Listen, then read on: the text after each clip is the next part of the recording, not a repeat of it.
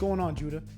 So we recently discussed being legally justified to shoot, but I realized that being legally justified is only half the equation. The other half that isn't being asked is, can I shoot?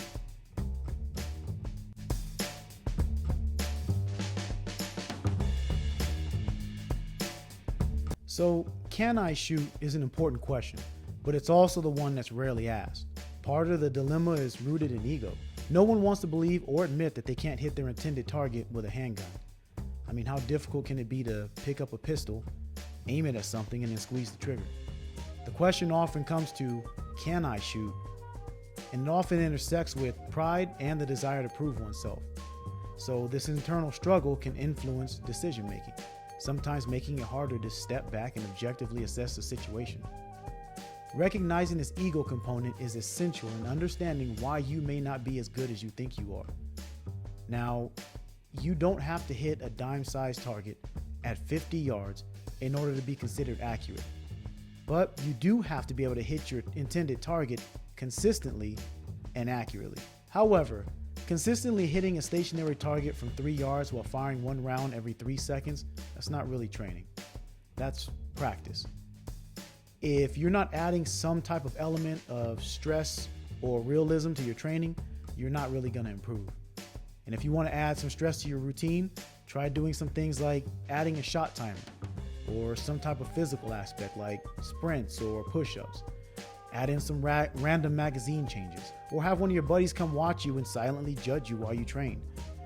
So knowing how to react in stressful situations will give you a more realistic gauge of how well you can actually shoot. You can also add realism to your training by adding moving targets. If the range you have or use doesn't have any moving targets, you can still replicate this by moving yourself around.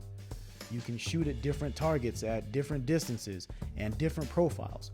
So instead of having the targets always facing directly towards you, maybe turn it off axis a little bit. Give yourself a smaller target. Shoot targets at different heights because not everyone's the same height as you. Just remember that these are all suggestions and not rules. So when I talk about hitting your intended target, 2 words come up that are extremely misunderstood. Those words are accuracy and precision. Accuracy refers to how close your rounds are to the intended target, at bullseye and X or the A zone on some targets. Precision refers to how close your shots are in reference to one another. For an example, take a look at these slides while I explain.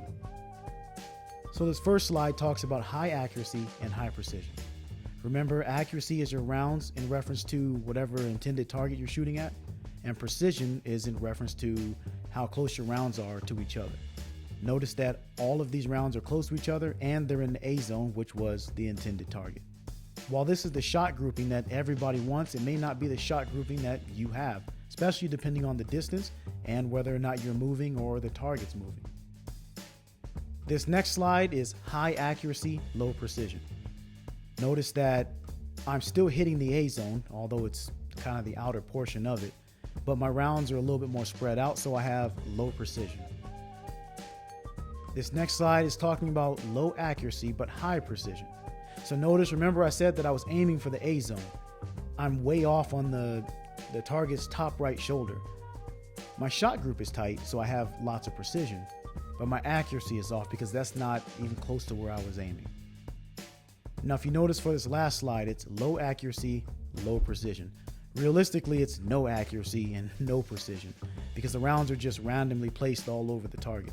I'm aiming at the A zone, but I'm hitting at random spots for different reasons. We'll get into that in another video, but this slide is talking about showing you low accuracy and low precision. So, in conclusion, knowing how to shoot is just as important as knowing when to shoot. And remember that you are accountable for 100% of the rounds that you fire. Not every gunfight's going to be in some old deserted western town. There may actually be bystanders. And as always, be blessed, be vigilant, and be safe.